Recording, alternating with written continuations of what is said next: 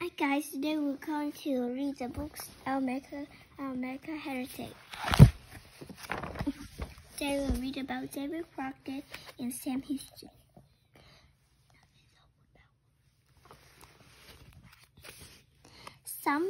Two American heroes, David Crockett and Sam Houston, are alike in many ways. They both loved their country, worked it hard, and bravely fought for freedom. Later in their lives, these two men became a part of the famous Battle of Alamo. Okay, now I'll sing a song called David Crockett. You can search in Google or YouTube David Crockett, born in Texas. The Valley of the David Crockett, born on the mountaintop of Texas. Green estate in the lands of free. Raised in the woods, so he knew every tree. Now him born, he's only 3. David Crockett, king of the wild frontier. This song's longer because I put this. David Crockett was not actually born on a mountaintop, but in eastern Texas in 1986. Because of these things he did in his life was very important. He became a folk hero when songs and television shows were written about him.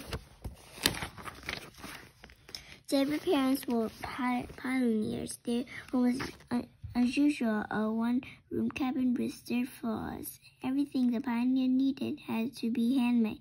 His family worked from a sunrise to sunset, and there was little time to play. David learned to hunt. He purchased his first gun when he was 17 years old. He named all his guns after his favorite sister. He called them Old Betsy. If a farmer needed a new barn, all of the people who live around were invited to come and help. These are called a barn raising. When the barn was complete, the pioneers had folks or party. They shared a big meal, enjoyed music, and played games together. It was one of these societies that David met Polly, the girl he later married. David enjoyed hunting and was known as an excellent woodsman with a great deal of common sense.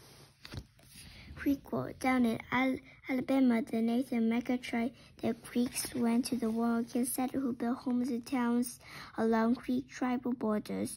David Crockett knew if the Creeks were declared war in Alabama, he would not be long until the fight came to Texas, where other Creek lived. He joined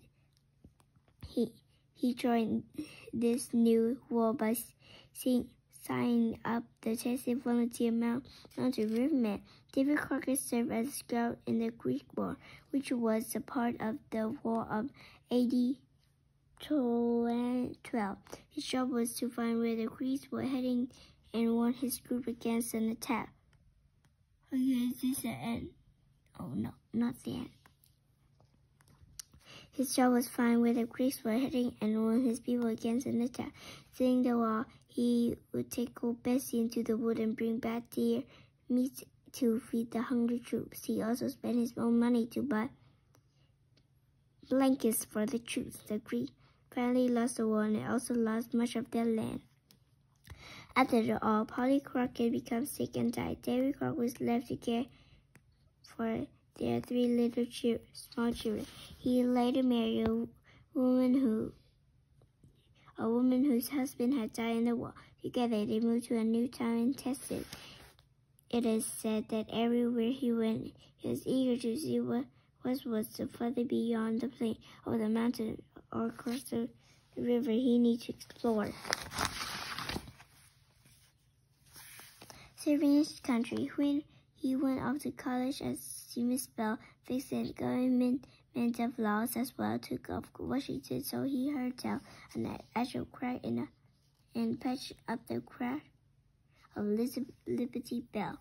David Crockett cleaned his duty clear. People like David Crockett because like them, he was a pioneer. He wore the same kind of clothes they did, and he spoke plainly.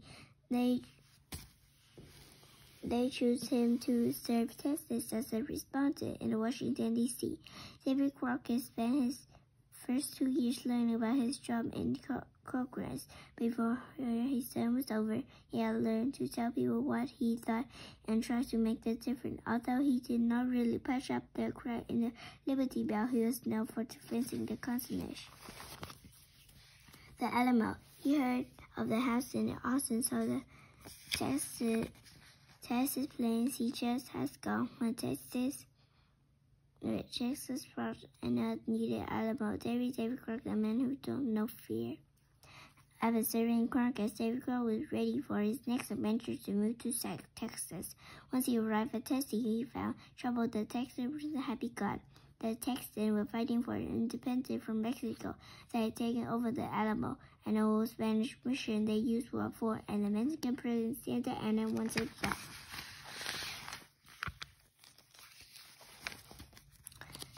Here we go. Santa Anna was a harsh leader who overtaxed America in Texas. The America decided we would rather. Okay, listen. Bye.